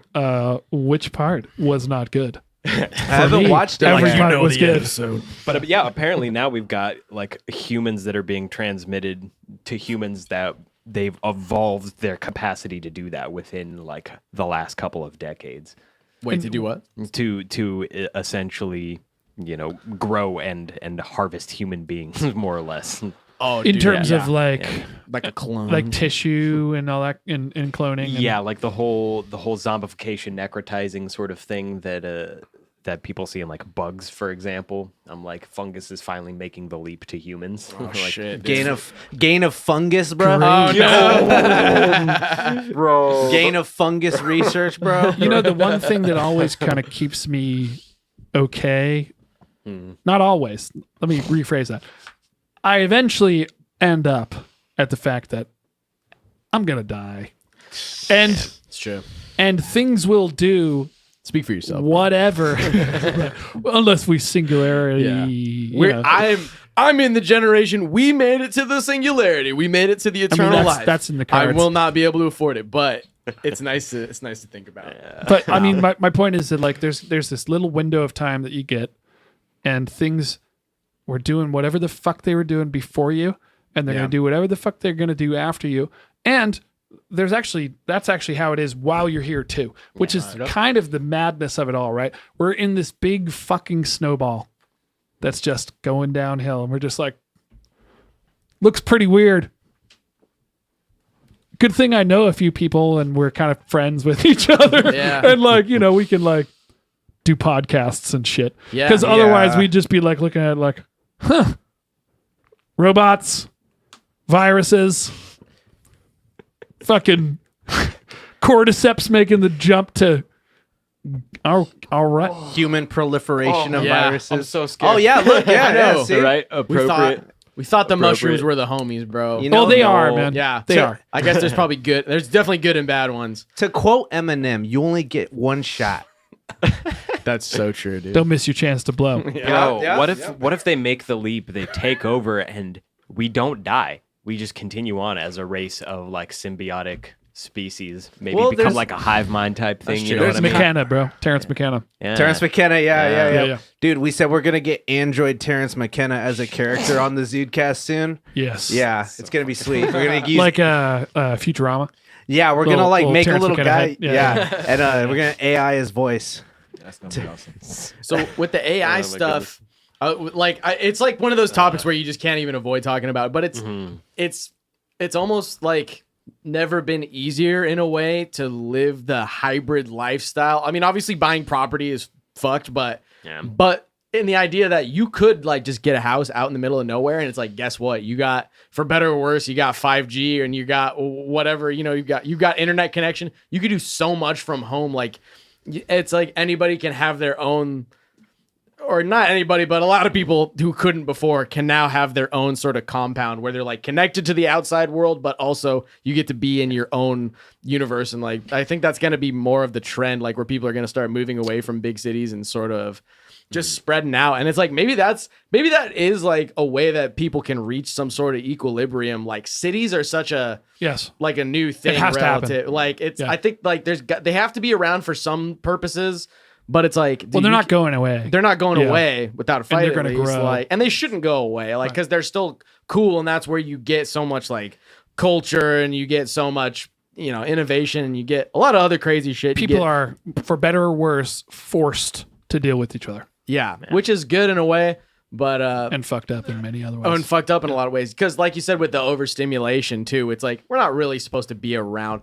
Like, if you're around 100 motherfuckers, like. You're like, just, it's crazy how like the more people you're around, the more quiet and reserved you'll usually become, because you're like, anybody could be a fucking threat at Yep. any time. Whereas if you're walking around in the woods and then you saw one other person, like, and it was like in the middle of the day, you'd be like, who's that over there? And you're like, hey, what's up, man? Oh Yeah, shit, yeah. I haven't seen anybody all day. What's Yep. up? Like, but Depending if on there's where you right, live. and depending on right, Which state you're in. right. But if the Skyrim combat music doesn't start playing when they approach, you're like, all right, they're probably chill. It's the NPC music, Oh God, it's a fucking. Yeah, no, if we like moved to Thailand and bought a villa, we'd all just be like max level ballers out there. Right? Honestly, yeah, even with that's our kind of a move. with So true. our situation being what it is. A lot of it's- Westerners doing that shit. Yeah. Bali, Yeah. Indonesia, for Yeah. sure. Yeah. Yeah, I know there's lots a- of people moving to Thailand, and you're like, sure, it's for economic reasons, right? Saving money. It has nothing to do with lax laws in a certain direction or other. Yeah. Yeah, it's for the chicks with picks, right? Yeah, Pick that's where you picks. go for the guitar lessons. Yeah, you can learn to shred. Whereas, No the whole- judgment. I'm glad I worked that in somehow There you go. after years. But yeah, no, there's a YouTuber that I watched more frequently in the past than I do now called The Lazy Peon, and he's like an MMO sort of YouTuber, but he lives in Thailand, has for probably 5 years, and recently he posted like a tour of the villa that he lives in, and I'm like, bro, that's Pretty G. it's ballin', and it's less than what we pay for yeah. this spot Without by a a doubt, long yeah. shot. Like, I it's mean, like a there's quarter. opportunity costs and trade-offs, but yeah, I mean, especially in the age of the internet, like if you can just like do whatever the fuck you want and get away with it and figure out how to manipulate the internet and technology to do the things that you need to do to get what you need to get out of it, then like, why the fuck do you have to live in America? It's like, where there's no healthcare and there's all kinds of you can do all sorts of shit. Yeah. I'm sure the healthcare in Thailand's great. Well, I mean, hey, It's pro- honestly, it's- it over probably there, doesn't- probably rules. over there, you could probably get drugs at cost, and then you could probably, just pay. That's what I was gonna say. Pay a la carte for your healthcare. You feel me? it's You're not, like, you don't need a plan. Healthcare right? is good. It's just that it doesn't break your fucking bank to Yeah. get it. Yeah, You're like, yeah, you need stitches. That'll be $50. There you go, Right. a la Yeah, carte. right. You know, the one 50 place Thai Martin bucks. Shkreli has Yeah. 50 Yeah. Thai, but that's the Which is 50 like- 50 baht or whatever, right? It's like $3. Hey, Or, I don't know. good deal. Good I deal. wonder what the actual conversion is there. I'm like, what is my net worth changes. in Thailand, so I can put that up. Oh, that remember places. we were doing the math on that because the sex doll got thrown overboard in Thailand. Oh, over that. Right, we were It all trying to ties calculate the back. worth. Yeah. And we had The to figure out callbacks. the net worth of how much this doll was worth. Fucking Oh, yeah. Zudecast. Yeah. No, because it was like, yeah, it's like someone bought they bought a sex doll With bot? in Thailand With Thai bot? With and, Thai bot, yeah. and they took it on a yacht and then they like threw it overboard when they were done with it. And then someone who was walking on the beach saw it and was like, "Oh my god!" And then they walked up to it and they're like, "Oh, it's a fucking Okay. It's Yeah. So they thought it was a yeah." person. And it's like it was 20,000 something bot, and then when you did the conversion, it was like $500. They bought the sex bot with Thai bot and threw it off the yacht. Thai bot off the The yacht. yacht bot Oh, bot. yacht bot. my God. They bought the yacht bot with the bot bot. Yeah, they bought the yacht with the bot. Take that, They bought the Migos. yacht. They bought the bot with the. Yeah, you get the point. Bot with the with the bot. bot. Bang, da bang, Fuck digga, yeah, digga. dude. Fuck my yeah. Let's go. Yes. Bro, I didn't know Mr. Beast could rap. Damn. Dude. For real though, traveling is the shit.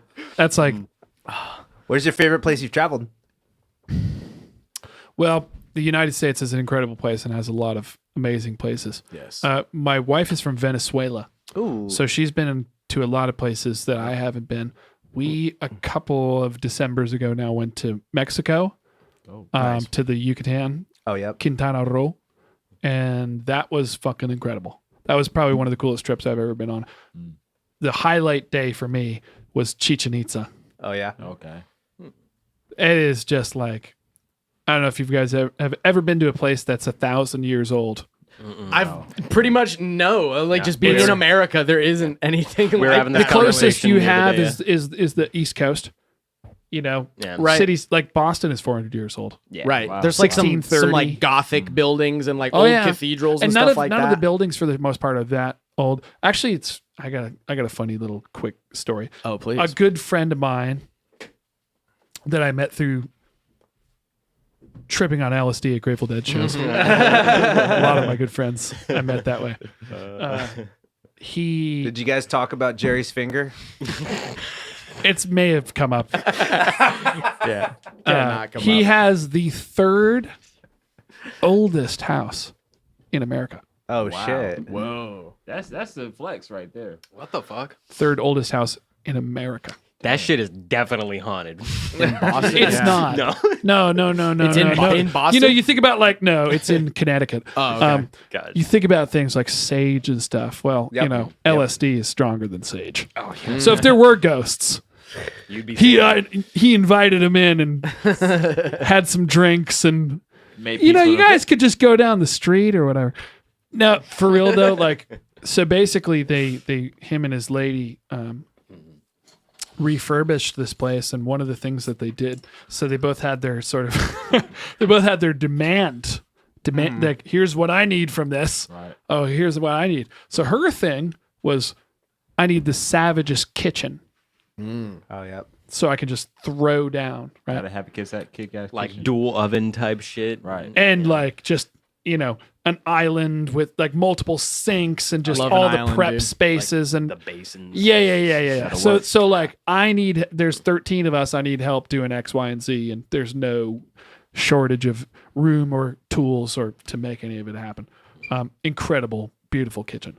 His thing, which is like my favorite thing that I've ever experienced in any house, is he's like, anywhere I walk in this house, I need to be able to hear music.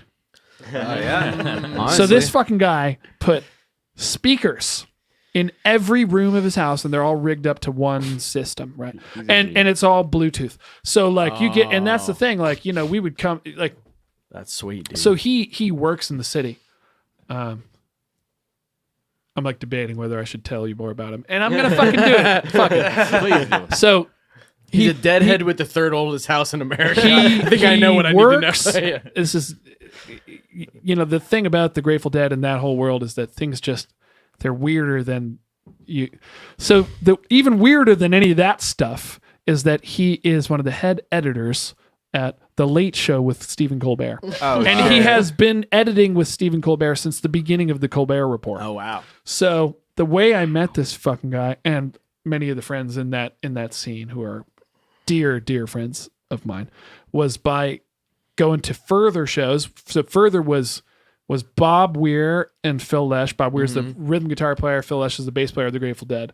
And they created a new band called Further with young players kind of reinterpreting the music in a very alive and original way. So it's old Grateful Dead songs, and also all kinds of other covers and original music that they wrote for that band. Gotcha. The best, in my opinion, and for my money, the best post-Jerry Grateful Dead band that ever existed. Not with, like, it's not even close. Yeah, the chasm, and I include this current, whatever you want to. The Dead and Co, whatever. Not the vibe. No, not for me. I was gonna ask you about maybe if John Mayer caved and actually took some drugs. Oh, And this is a lot coming from a guy who currently doesn't take too many drugs. But I took enough to figure out what it's To about. do this. What it's You learn how to about. tap Yeah, in. So anyway, I met these guys on Further tour, and like, it was just a very miraculous thing. This is the first time I went to New York City as an adult. I think I had been there once or twice. My dad's from New York. I'd been there once or twice as a wee little baby, and I'm just like, I did 2 nights in Boston, a night in Connecticut. I went on entire tours. Like, this particular tour was 11 shows. That's the sweet thing about the East Coast too. It's like Yeah. everything's so close to each But other. 8 of them were at the Beacon Theater in New York. Oh wow. And I'm eating yeah. mushrooms every day. Yeah. The Nice. whole Like, thing. shoot, I don't got to go anywhere for a few. So I I had like a little hostel room at the YMCA, and I had met some friends through some other mutual friends in the Boston shows, and they were like, "Fuck that, come hang with us." And so I just find myself in the basement of the Colbert Report on mushrooms, drinking wine, just and Colbert's on a little screen right up there, doing the Colbert Report. Anyway, this is a whole tangent. So basically, we would end up at some point back at his house, after doing whatever in the city for how, and be like, well, you want to go to Connecticut? Fuck yeah. And so he's got something like 36 speakers, and they're in the fucking ceiling and the walls. And so it's if you're doing whatever you're doing, you're partying, who am I to judge? You're like, oh, I gotta take a shit. That's some of the best sound in the house. Literally in the house is in the bathroom, and you're I know just that was premeditated because Yeah. in the toilet, you have a lot of good times absolutely, especially when you're tripping on LSD, and you're and this guy's he's been on Dead tour back with Jerry in the 80s, and that's crazy. So he's just I know I'm gonna be in my bathroom at some point. So I want the sound to be pretty good in there.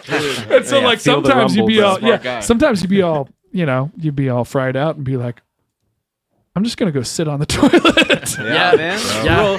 Real cleansing experience, I always take a said shower. I always said too, I was like, taking a shit, it's just a little moment between you and God, Exactly. That's so true. And so no imagine phones. that, No right? phones while we're shitting. Imagine that, right? You're just the bathroom is so weird already when you're tripping, and you're just but the music's here too. Right. So the thing that you need to just get you through it. You're just holy shit, I'm gonna take a shower too.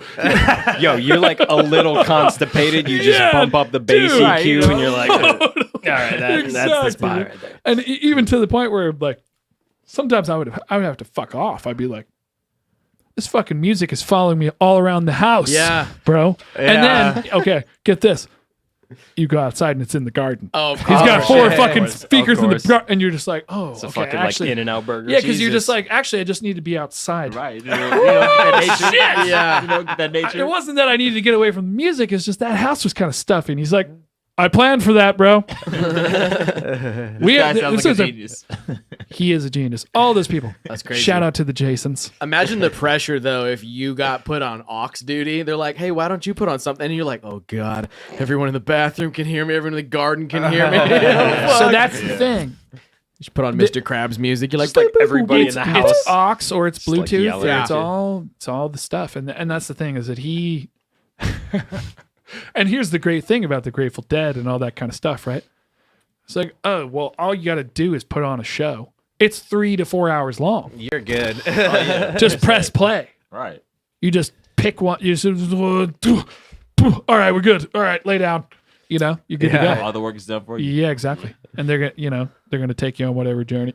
Sometimes, in the 80s, you're like, all right, these guys are on a little bit too much heroin tonight. Let's Wrong pick choice. a 70s. But if you pick late 70s era, there's not a bad choice. Okay. What is the best era for like live Debatable. Dead? So there's two sort of main held eras for the Grateful Dead that are the best, right?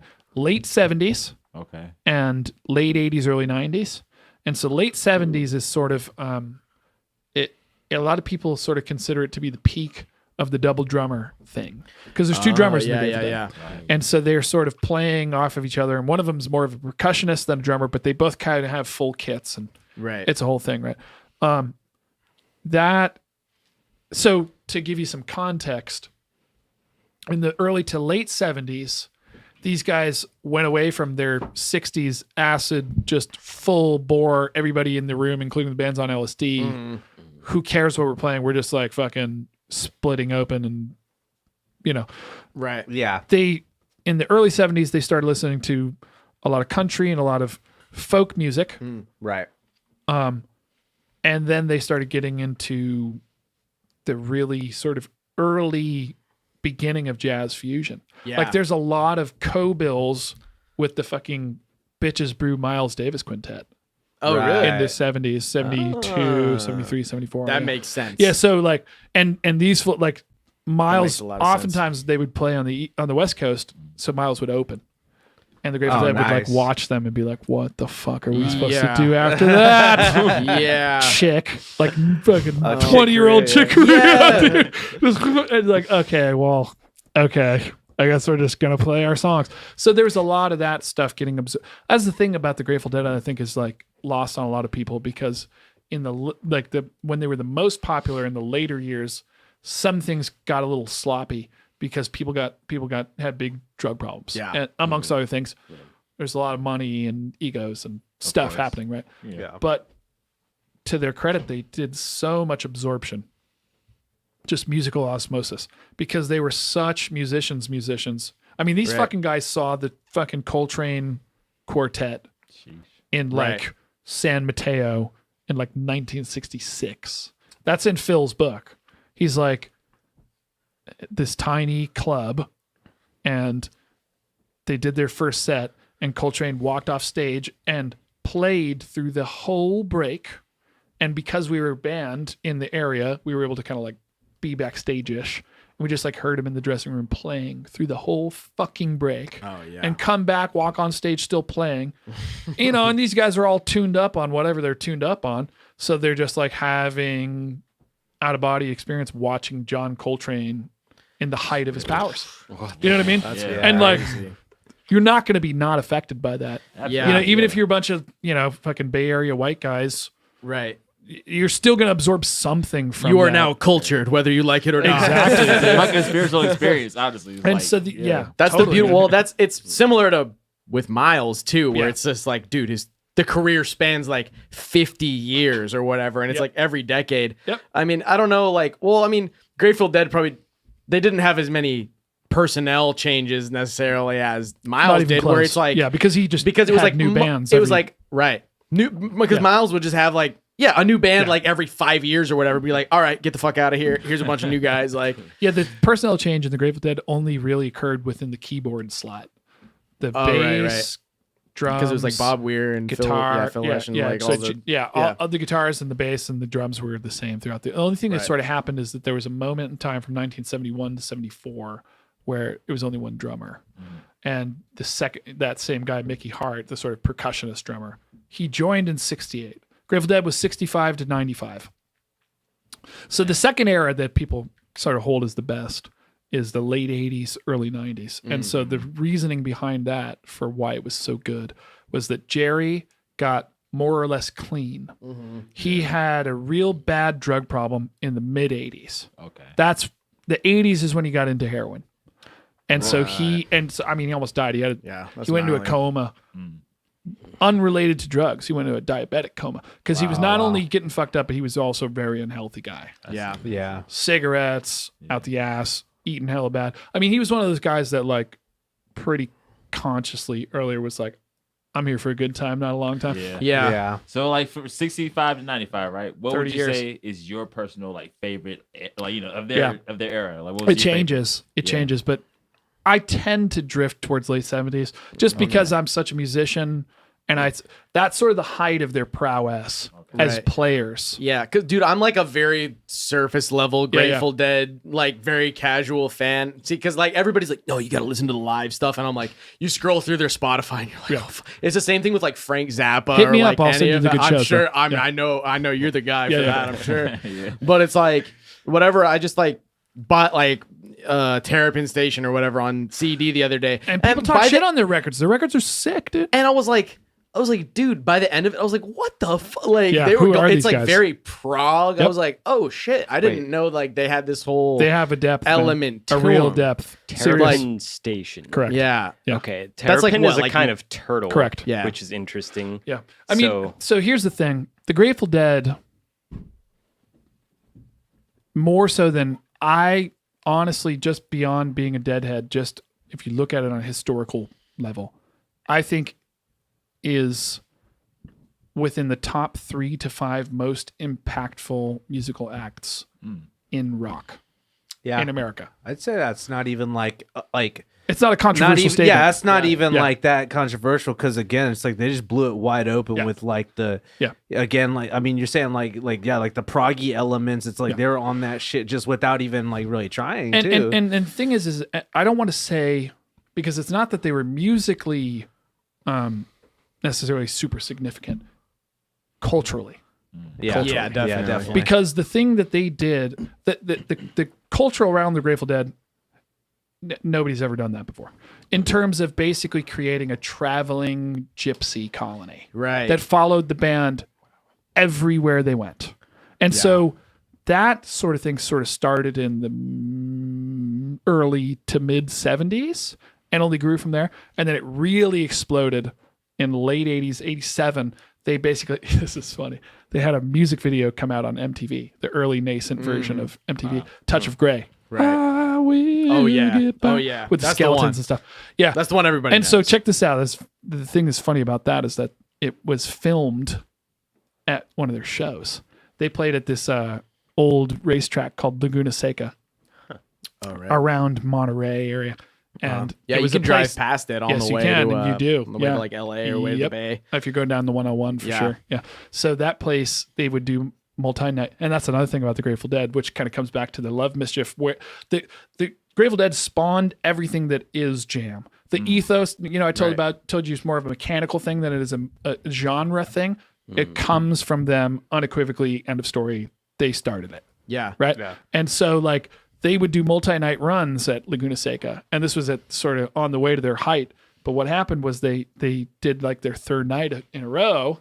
And again, different set list every show. 2 sets, right? First set. And the other thing is that's all built around psychedelics. Yeah. The reason they would do 2 sets is because when you're on LSD, it lasts for 12 fucking hours. Right. So I need music for at least 5 of those. Right. So So basically, So much material. You just got to stretch it. Well, I know about that. and that's the Yeah. thing, is that the Grateful Dead over the course of their existence probably played like somewhere close to between 800 and 1,000 individual different songs. Oh my Like God. in their live repertoire that was cycling in and out of their set lists at any given time, it was at least 200 to 300 songs per tour.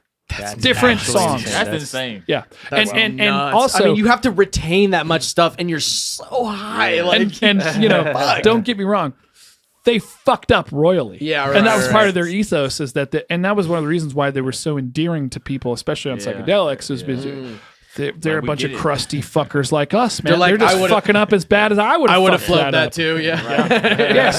So anyway, the Touch of Grey video was filmed at Laguna Seca, and they like finished their show, and then they came back out, and they're like, "You guys want to be in a music video?" And their fans were like, Wow. right? And so that was that video, was the Touch of Grey. So 87 overnight, they went from having, sold out shows with a couple of thousand people outside that didn't get in, that were just kind of like a gypsy colony following the band and selling food and trinkets and drugs and whatever the fuck to football stadiums. Wow.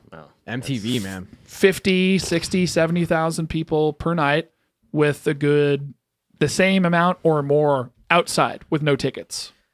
That's some real life changing shit. Right Yeah, there. yeah. It was basically overnight too. Yeah. And that was where the really dark period of the band began. Because the other thing was that a lot of bad drugs got more sort of intrinsically embedded into killing their everyone. thing. Yeah. Yeah. And it was really weird. There's like this, you can almost see it reflected in the band. Jerry's getting worse. Well, The scene's getting worse. So that's like late 80s, early 90s. Yeah. Like, and it's like, that's where, I mean, it's like, at the same time as that is like when the MTV era and like grunge and like hip hop and all this kind of stuff is really taking off. And it's like, bam, lost another one. Bam, lost another one. Bam. It's like End of everyone's getting Reagan. shot. Everyone's getting end of drugged Reagan up and dying, overdosing. into George W. Bush. Yeah. Yeah. That's a crazy time. Yeah, it is. Yeah, Man. pretty wild. That's crazy, dude. Yeah. But yeah, personally, probably the late 70s. But 89, To answer your question. 90 is great. It's really amazing too because there's, I don't know. The thing about the Grateful Dead, like I said, it's very much a cultural revolution in a lot of ways because they grabbed this thread that went through all these different American musics, and also this almost sort of like mythical thing. Yeah. And the thing about it, the reason why they were so significant more than the music, because there's obviously so many people, even as a sort of true Deadhead, I'll be the first one to say there's many people playing music way better than those motherfuckers. Right. But yeah. the reason that they were so significant is that they built this thing that was like almost like in some ways the last great American adventure. You think about people like hopping trains and shit. And that's basically what was happening. There's people traveling and you're just diving into the unknown with some people you may or may not know and just checking shit out and seeing America in a way.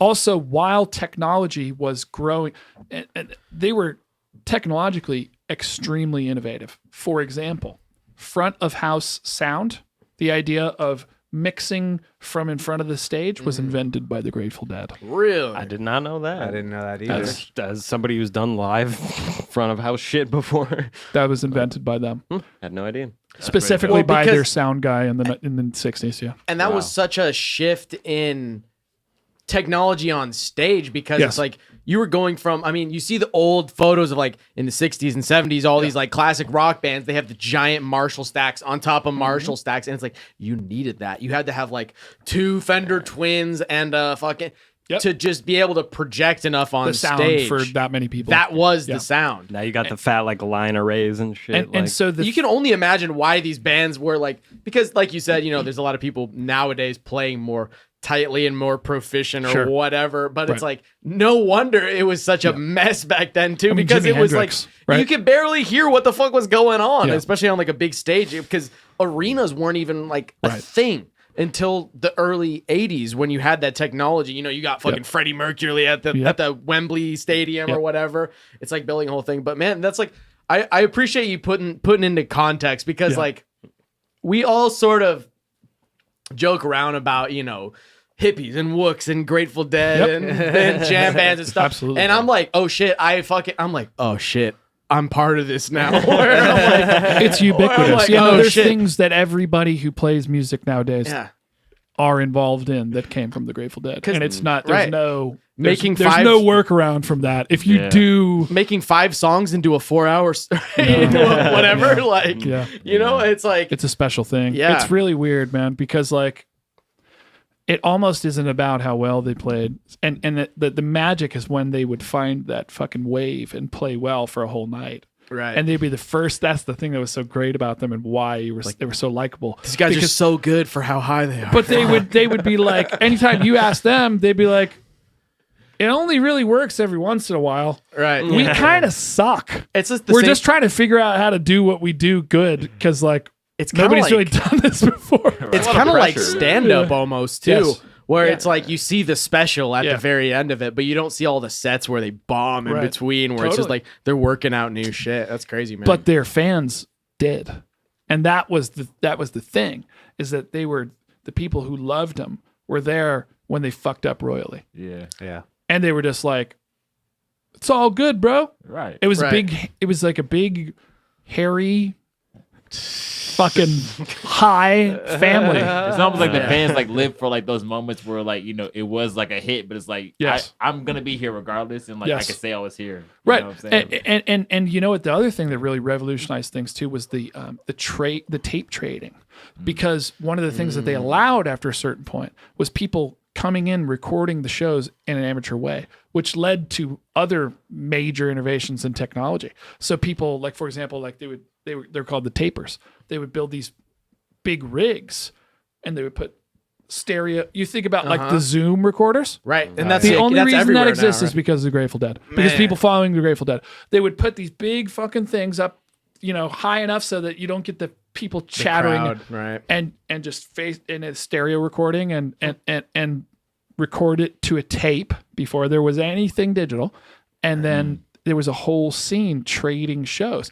And so you would go and you'd be out there on the road, you know, tripping balls like a wook, and then run into somebody who knows somebody who has the tape to your first show.